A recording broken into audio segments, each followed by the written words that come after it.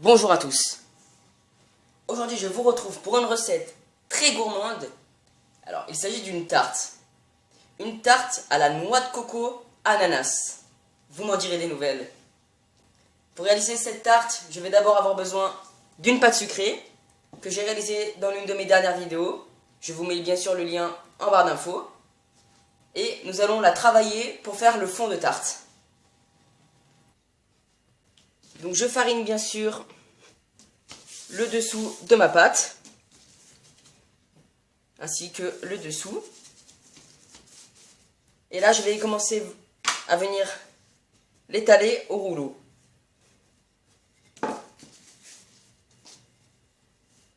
Donc on y va, on la met bien en rond, donc on la tourne d'un quart. Et pour réaliser cette tarte, je vais venir prendre un moule à tarte de 20 cm. Voilà, comme ceci.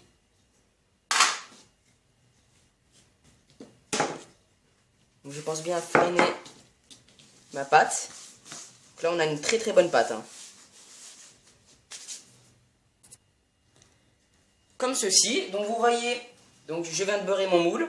Vous voyez que quand je pose mon moule sur ma tarte, s'il y a bien deux doigts, c'est que c'est bon, je peux la rentrer et arrêter de la rouler. J'ai déposé ma pâte sur mon cercle, donc bien sûr à l'aide du rouleau. Et maintenant je vais venir foncer ma tarte.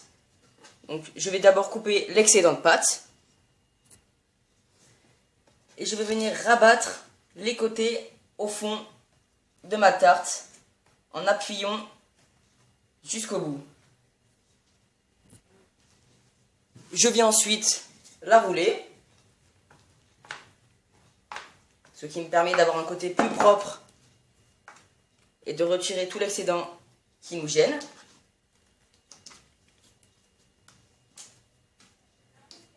Voilà. Et maintenant, je vais venir lever mon reste de pâte.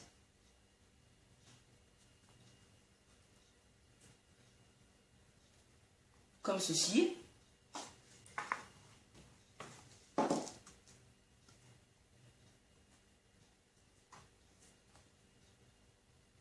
Voilà. Maintenant, avec mon doigt, je vais venir nettoyer mon fond de tarte. Donc ça, c'est ce qui va me permettre d'avoir un démoulage un peu plus facile.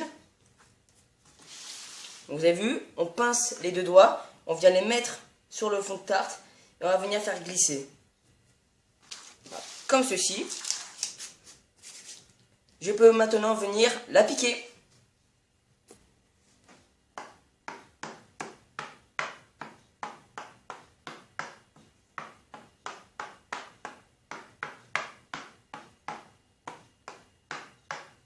Voilà.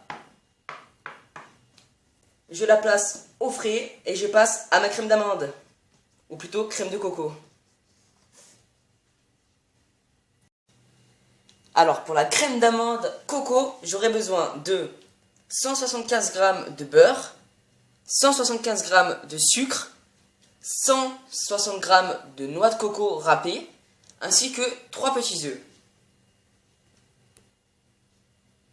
Je place mon beurre dans la cuve de mon batteur. Voilà. Et je vais le faire ramollir avec la feuille de mon batteur. Donc environ 2 minutes, c'est vraiment juste pour le faire ramollir. C'est parti.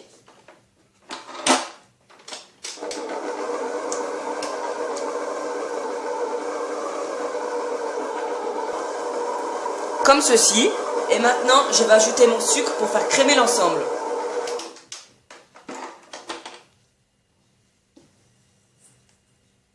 Donc bien sûr, j'utilise 175 g de sucre, mais pour ceux qui détestent le sucre ou qui n'apprécient pas trop, vous pouvez bien sûr mettre 130 g de sucre. Et je reviens crémer l'ensemble.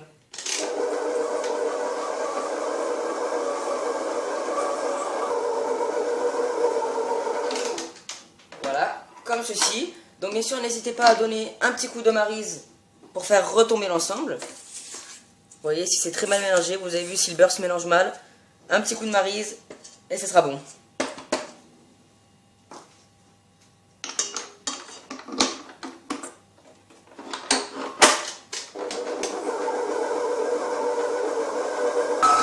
Je peux augmenter la vitesse.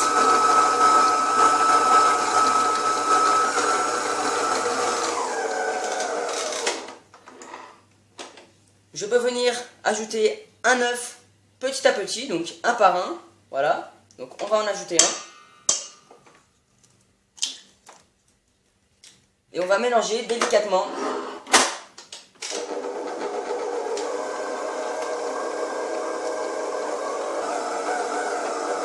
Le deuxième œuf.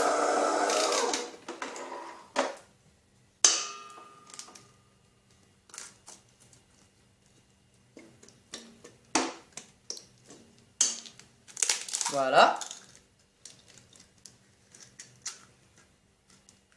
Et je fais tourner.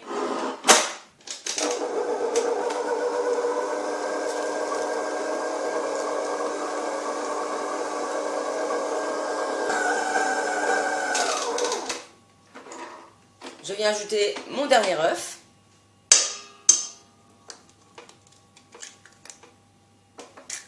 Et je fouette.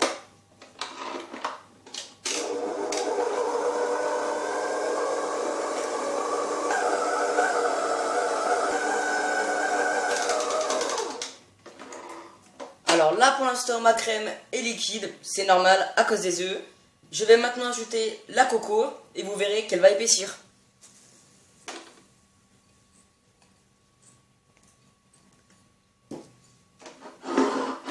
Et je fouette délicatement.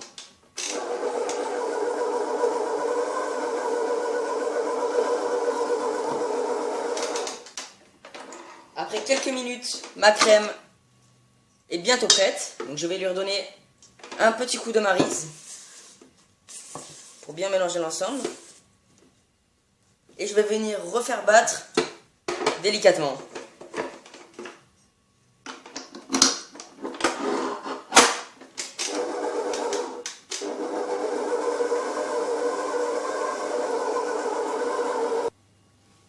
Alors moi je vais rajouter une petite cuillère à soupe, de farine. Voilà.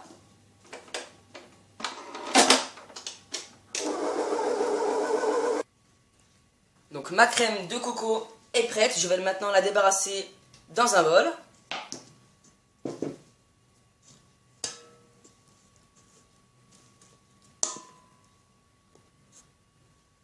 Je vais la laisser reposer au frais une quinzaine de minutes, le film au contact. Voilà. Au frais.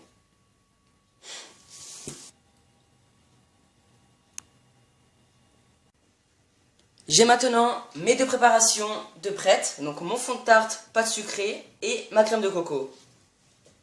Je peux placer ma crème de coco dans une poche à douille. Donc pas la peine, si vous n'avez pas de douille, pas la peine, vous prenez une poche et vous la remplissez.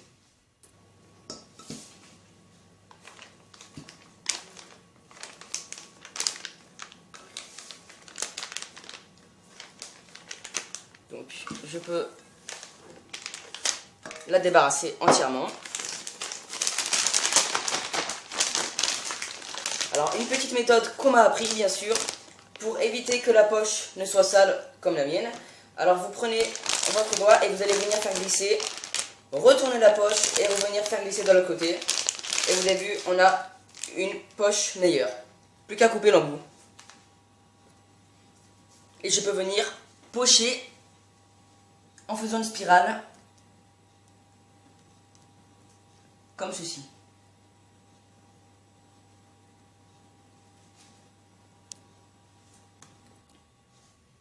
Alors à l'aide d'une spatule, je vais venir lisser ma préparation pour qu'on en ait bien partout. Donc je n'hésite pas à tourner ma plaque et ma feuille de cuisson.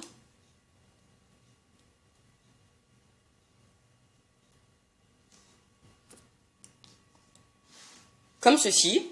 Donc vous voyez qu'on a une meilleure régularité. Et il me faudra maintenant 5 ananas. Donc vous voyez, c'est des rondelles. Donc 5 rondelles d'ananas ou plus si vous voulez. Normalement, vous en trouverez dans les grandes surfaces. Il y a généralement des boîtes de 10 tranches. Ce que je vais faire, c'est venir réaliser une espèce de rose sur ma tarte. Donc je prends déjà un ananas et je vais venir les couper en deux. Donc je fais pareil pour tous mes ananas. Comme ceci. Et je vais maintenant venir les placer dans ma tarte.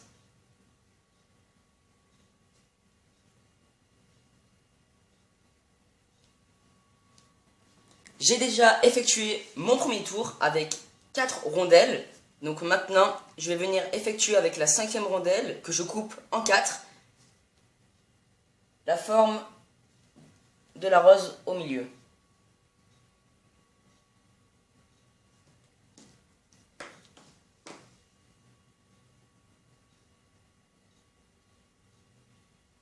Voilà. Donc je peux maintenant placer ma tarte au four à 180 degrés, 40 minutes, 35-40 minutes, tout en surveillant bien sûr. Allez, c'est parti, on se retrouve après. Voici ma tarte une fois sortie de cuisson. Voilà, donc je l'ai laissé 35 minutes à 180 degrés. Et pour la napper, je vous propose un petit sirop. Alors pour cela, c'est très simple. Il vous faut mettre dans une casserole 20 centilitres d'eau, ainsi que 20 g de sucre, que vous mettez à ébullition. Vous pouvez ajouter un petit arôme liquide de vanille, par exemple. Un bouchon sera largement suffisant. Et vous le faites refroidir. Donc, je vais napper ma tarte.